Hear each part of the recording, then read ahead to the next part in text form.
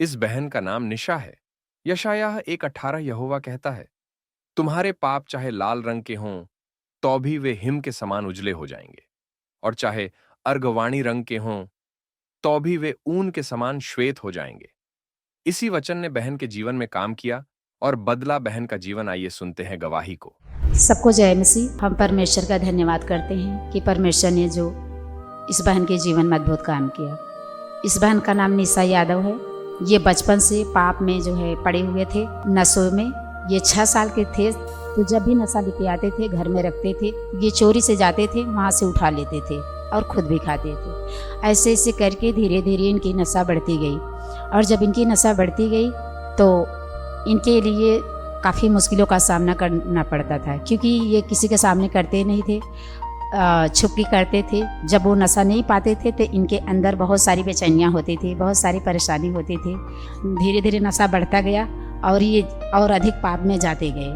ऐसे करते करते इनकी शादी हो गई, और शादी के बाद भी नशा नहीं छूटा, और नशे के कारण ये अपने ससुराल में टिक नहीं पाते थे, क्योंकि इतना ज़्यादा इनका नशा बढ़ गया कि ये ड्रिंक करना, खैनी, ये पुकार, गुटखा, दोहरा, सिगरेट, जो भी नशा है इन्होंने सारे नशे को किया। जो भी ये पाते थे उसे कर लेते थे। और ये बोल रहे हैं कि खाने के बगैर मैं रह लेती थी, पर नशा के बगैर नहीं रह पाती थी। इतनी ज़्यादा इनकी तलब लगती थी और इतनी ज़्यादा इनके अंदर बेचैनी आती थी। फिर धीरे धीरे मायके में सबको ड्रिंक तो नहीं पता था, बाकी और चीज़ों का मायके में पता चल गया कि ये नशा कर रहे हैं। फिर इनके पिताजी ने इन्हें बहुत डांटा। ये 15-16 साल तक ये नशा छुप छुप के करते रहे। ये बहन समलैंगिकता में चली गए। ये एक रिश्तेदारी की लड़की थी, उसमें उससे बात करने लगे, और बात करते करते करते करते इनका बात करना एक पाप में बदल गया। और ये दिन रात उससे बातें करना और उसके बगैर न रह पाना। ये बहन को सुसमाचार 2019 में बताया गया, और ये बहन ने विश्वास किया, और फिर इन्हें धीरे धीरे चर्च लेके जाने लगे। ये संगति में बनने लगे, परमेश्वर के वचन को सुनने लगे। धीरे धीरे इनके जीवन में परमेश्वर ने काम किया कि वो जो नशे में थे, परमेश्वर ने उस नशे से इन्हें आज़ाद किया धीरे। और वो जो लड़की से बात करती थी, जब उससे बात नहीं करते थे तो वो जो है इन्हें बहुत ज़्यादा डराती थी, धमकाती थी, और बोलती थी कि मैं तेरे लिए केस कर दूंगी, नहीं तू मेरे से शादी कर। और ये जब मना कर देते थे तो वो कहती थी कि मैं फांसी लगा के मर जाऊंगी, नहीं तो जहर खा लूँगी और तेरे को फंसा दूंगी, ज़िंदगी भर तू जेल में रहेगी और तुझे कोई छुड़ाने वाला नहीं मिलेगा। ये डर जाते थे कि अगर मर जाएगी तो मेरा क्या होगा, और मुझे पुलिस आएंगे, पकड़ेंगे, मारेंगे। तो मैंने उससे बोला कि जा तू बोल दे इसी समय कि तुझे अगर मरना है तो आज ही मर जा, पर मेरा जीवन तो छोड़ दे। वो पाप भरी जिंदगी जो मैं जी रही हूँ उससे तो मैं आज़ादी पा जाऊँ। फिर इन्हीं बेबी नहीं कंसीव हो पा रहा था, और बेबी के लिए परेशान थे, क्योंकि इनकी शादी काफ़ी दिन हो चुके थे, कि ये तो 10 साल हो चुके थे। इन्होंने डॉक्टर को दिखाया तो डॉक्टर बोलते थे कि आप में कोई कमी नहीं है ना। इनके पति को भी चेकअप कराया तो उन्होंने बोला कि इन्हें भी कोई कमी नहीं है, पर कुछ भी पता नहीं चलता था। जब ये रिपोर्ट निकलवाते थे तो नॉर्मल आती थी। ये बाबाओं के पास गए तो बाबा ने बोला कि आपके पीरियड में जो है परेशानी है, दिक्कत है। तो ऐसे करके ये फिर आ गए। तो लोग जहाँ इन्हें बोलते थे कि आप यहाँ चलो, नहा लो, लो लारक, और इधर उधर जहाँ बोलते थे कि चलो ये जगह चलो तो तुम्हें जो है हो जाएगा बच्चा, तो ये जाते थे। और जब इन्हें कहीं नहीं मिला तो ये एकदम टेंशन में चले गए, और टेंशन में जाके बहुत अजीब अजीब से हरकत करना, किसी से बातें नहीं करना, टेंशन में होना, उलझन में होना।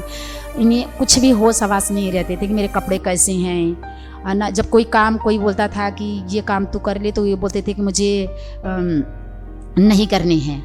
और इनके घर में, इनके परिवार में, ससुराल में ऐसी स्पिरिट काम करती थी कि पहिलौठा जितने भी बच्चे, इनके पुरखाओं से जितने भी बच्चे होते थे सारे बच्चों को खा जाती थी।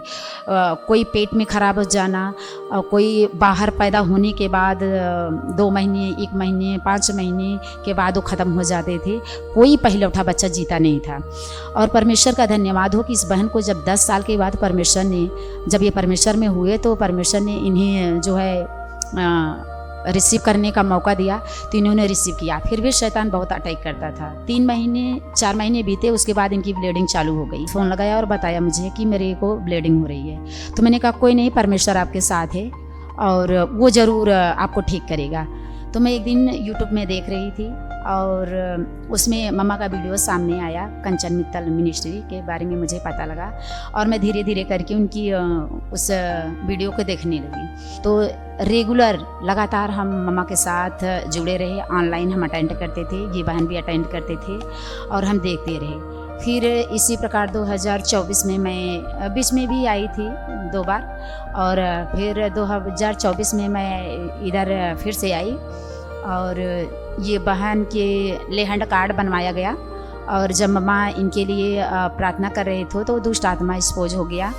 आग ना फेंकू, यीशु के सामर्थी नाम से पवित्र आत्मा इसके जीवन में एंटर करे और शैतान का हर डोर मैं बंद करती हूँ। आज से पवित्र आत्मा हमेशा इसकी लाइफ में राज्य करे in the name of Jesus.